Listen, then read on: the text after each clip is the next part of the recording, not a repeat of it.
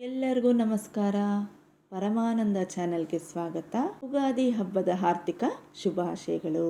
ಈ ದಿನ ನಾವು ಉಗಾದಿ ಹಬ್ಬದ ಮಹತ್ವವನ್ನು ತಿಳಿದುಕೊಳ್ಳೋಣ. ಉಗಾದಿ ಇದು ನಮಗೆ ಹೊಸ ವರ್ಷ. ಉಗಾದಿ ಅಂದರೆ ಯುಗ ಪ್ಲಸ್ ಆದಿ. ಯುಗ ಎಂದರೆ ಕಾಲದ ಒಂದು ಚಕ್ರ. ಈ ಸೃಷ್ಟಿ ಆರಂಭವಾಗಿರುವ ದಿನ. ದಕ್ಷಿಣಾಯನ ಮತ್ತು ಉತ್ತರಾಯಣದ ಜೋಡಿ, ಆತ್ಮ ಪರಮಾತ್ಮವೆಂಬ ಜೋಡಿ. ಆದಿ ಎಂದರೆ ಆರಂಭ. ಉಗಾದಿ ಎಂದರೆ ಹೊಸ ಯುಗದ ಆರಂಭ. ಉಗಾದಿ ಹೊರಗಿನ ಹೊಸ ವರ್ಷ, ಒಳಗಿನ ಹೊಸ ಅರಿವು. ಅದನ್ನು ಮೂಡಿಸ್ಕೊಳ್ಳೋದೇ ಉಗಾದಿ. ಈ ಸತಿ ಬರುವ ವರ್ಷ ಶ್ರೀ ಪರಾಭವ ಸಂವತ್ಸರ. ಹೆಸರಲ್ಲೇ ಸೂಚಿಸ್ತಾ ಇದೆ ಪರಾಭವ, ಪರಮ ಉನ್ನತಿ. ಪರ ಅಂದರೆ ಪರಮ, ಉನ್ನತ, ದೈವಿಕ. ಅಭವ ಅಂದರೆ ಸ್ಥಿತಿ, ಅಸ್ತಿತ್ವ. ಸ್ಪಿರಿಚುವಲ್ ಇನ್ನರ್ ಅವೇಕನಿಂಗ್ ಇಯರ್, ಆತ್ಮ ಪರಿಶೀಲನೆಯ ವರ್ಷ. ನಮ್ಮನ್ನು ನಾವು ಪರಮಾತ್ಮನ ಹತ್ತಿರ ಕರೆದುಕೊಂಡು ಹೋಗುವಂತಹ ವರ್ಷ. ಅಜ್ಞಾನಕ್ಕೆ ಸೋಲು, ಜ್ಞಾನಕ್ಕೆ ಜಯ. ಈ ಹಬ್ಬವನ್ನು ನಾವು ಚೈತ್ರ ಮಾಸದ ಶುಕ್ಲ ಪಕ್ಷದ ದಿನ ಆಚರಣೆ ಮಾಡ್ತೀವಿ. ಈ ದಿನ ಏನು ಮಾಡ್ತೀವಿ? ಪಂಚಾಂಗ ಶ್ರವಣ. ಪಂಚಾಂಗದಲ್ಲಿ ಏನೇನಿರುತ್ತೆ?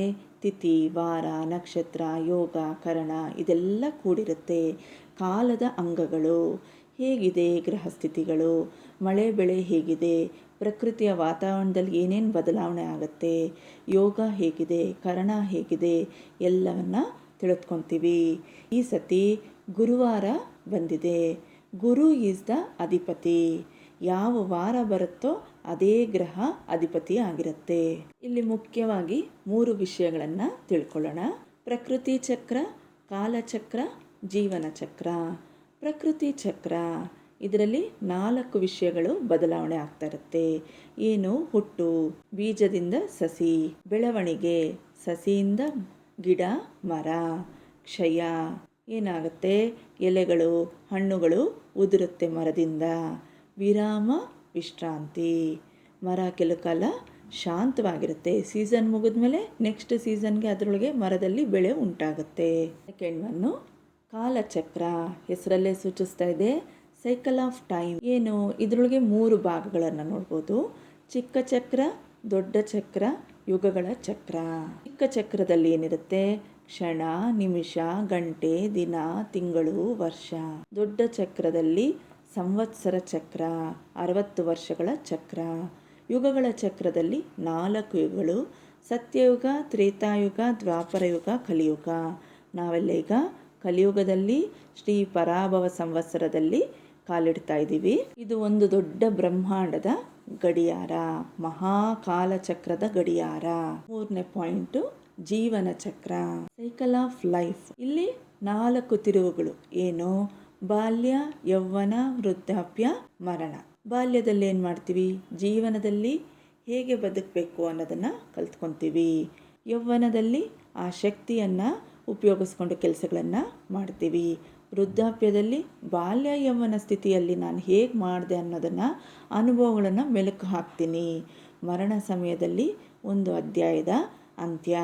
ಇದಕ್ಕೆ ಕಾರಣ ಏನು? ಕರ್ಮ. ನಾವು ಹಿಂದೆ ಮಾಡಿರುವಂತಹ ಕೆಲಸಗಳ ಮೇಲೆ ಮುಂದಿನ ಜನ್ಮ ನಿರ್ಣಯ ಆಗುತ್ತೆ. ಇದನ್ನು ಯಾವಾಗ ನಾವು ದಾಟ್ಬೋದು ಅಂದರೆ ಜ್ಞಾನ ಬಂದಾಗ. ಯಾವ ಜ್ಞಾನ? ಪರಮಾತ್ಮನ ಜ್ಞಾನ. ನಮ್ಮ ಜೀವನದಲ್ಲಿ ಈ ಚಕ್ರವನ್ನು ದಾಟ್ಬೋದು. ಉಗಾದಿ ದಿನ ಎಲ್ಲರೂ ಹೊಸ ಬಟ್ಟೆಯನ್ನು ಧರಿಸ್ತೀವಿ, ಮನೆಯೆಲ್ಲ ಕ್ಲೀನ್ ಮಾಡ್ಕೊಂಡಿರ್ತೀವಿ. ಏನಿದರ ಅರ್ಥ ಅಂದರೆ ಹೊರಗೆಲ್ಲ ಕ್ಲೀನ್ ಮಾಡ್ತಿರ್ತೀವಿ, ನಮ್ಮ ಒಳಗಿನ ಮನಸ್ಸನ್ನು ನಾವು ಶುದ್ಧಿ ಮಾಡ್ಕೋಬೇಕು. ಹಾಗೆ ಹೊಸ ಬಟ್ಟೆಯನ್ನು ಧರಿಸ್ತಾ ಇದ್ದರೆ ನಮ್ಮೊಳಗೆ ಹೊಸ ಸಂಕಲ್ಪ, ಹೊಸ ಆಲೋಚನೆಯನ್ನು ಮೂಡಿಸ್ಕೋಬೇಕು. ಮತ್ತು ನಾವು ಆ ದಿನ ಬೇವು ಬೆಲ್ಲದ ಸೇವನೆ. ಬೇವು ಬೆಲ್ಲ ಮನಸ್ಸಿನಲ್ಲಿರುವ ಕಹಿಯನ್ನು ತೆಗೆಯೋದು, ಕಳೆಯುವುದೇ ಬೇವು. ಅದೇ ಮನಸ್ಸಿನಲ್ಲಿ ಸಿಹಿಯಾದ ಬೆಲ್ಲ ಅಂದರೆ ಪರಮಾತ್ಮನನ್ನು ನೆನೆಯುವುದೇ ಬೆಲ್ಲ. ನಂತರ ಈ ದಿನ ಉಗಾದಿ ಪಚ್ಚಡಿ ಅಂದರೆ ಗೊಜ್ಜು. ಏನೇನು ಪದಾರ್ಥಗಳು? ಬೇವು, ಬೆಲ್ಲ, ಹುಣಸೆ ರಸ, ಮೆಣಸು, ಉಪ್ಪು, ಮಾವಿನಕಾಯಿ ಎಲ್ಲವನ್ನು ಮಿಶ್ರಣ ಮಾಡಿ ಒಂದು ಗೊಜ್ಜು ಥರ ಸೇವನೆ ಮಾಡ್ತೀವಿ. ಹಾಗೆ ನಮ್ಮ ಜೀವನದಲ್ಲೂ ದುಃಖ, ಸುಖ, ಸಂತೋಷ, ಆಶ್ಚರ್ಯ, ಕೋಪ, ಅನುಭವ, ವೈರಾಗ್ಯ ಎಲ್ಲ ಬರ್ತಾ ಇರುತ್ತೆ. ಆ ಥರ ಆ ರುಚಿಗಳು ಹೇಗೆ ಎಲ್ಲ ಸೇರಿ ಒಂದು ರುಚಿ ಕೊಡ್ತೋ, ಈ ಜೀವನದಲ್ಲಿ ಇದೆಲ್ಲ ಬಂದು ಹೋಗ್ತಾ ಇದೆ. ಅದನ್ನೆಲ್ಲ ನಾವು ಹೇಗೆ ನೋಡಬೇಕು, ಆ ಅನುಭವಗಳನ್ನು ಸಮಭಾವದಿಂದ ಸ್ವೀಕರಿಸಬೇಕು, ಸಮಭಾವದಿಂದ ನೋಡಬೇಕು. ಅವನೇ ಬುದ್ಧಿವಂತ, ಅವನೇ ಜ್ಞಾನಿ. ಇದನ್ನು ಬೆಳೆಸ್ಕೊಳ್ಳೋದೇ ಉಗಾದಿ. ಇನ್ನು ಒಂದು ಮುಖ್ಯವಾದ ವಿಷಯ ಏನಂದರೆ, ಹೊಸ ವರ್ಷದಲ್ಲಿ ಹೊಸ ಸಂಕಲ್ಪ. ಹೊಸ ಸಂಕಲ್ಪವನ್ನು ಎಲ್ಲರೂ ತೆಗೆದುಕೊಳ್ಬೇಕು. ಹಿಂದೆ ಏನಾಗಿದೆಯೋ ಬೇಡ, ಈ ಮುಂದೆ ನಾನು ನನ್ನ ಜೀವನದಲ್ಲಿ ಒಳ್ಳೆ ಥಾಟ್ಸು, ಒಳ್ಳೆ ಆಲೋಚನೆ, ಹೊಸ ಸಂಕಲ್ಪ, ಹೊಸ ಚಿಗುರು. ಪ್ರಕೃತಿಯಲ್ಲಿ ಹೇಗೆ ಹೊಸ ಚಿಗುರು ಬಂದಿದೆಯೋ ಹಾಗೆ ನನ್ನ ಮನಸ್ಸಿನಲ್ಲಿ ಹೊಸ ಚಿಗುರನ್ನು ಹುಟ್ಟಿಸ್ಕೊಂಡು ಧರ್ಮದ ದಾರಿಯಲ್ಲಿ ನಡೆಯುವುದು. ಸಂಕಲ್ಪ ಎಂದರೆ ಒಳ್ಳೆಯ ಜೀವನ ನಡೆಸಲು ತೆಗೆದುಕೊಳ್ಳುವ ದೃಢ ನಿರ್ಧಾರ.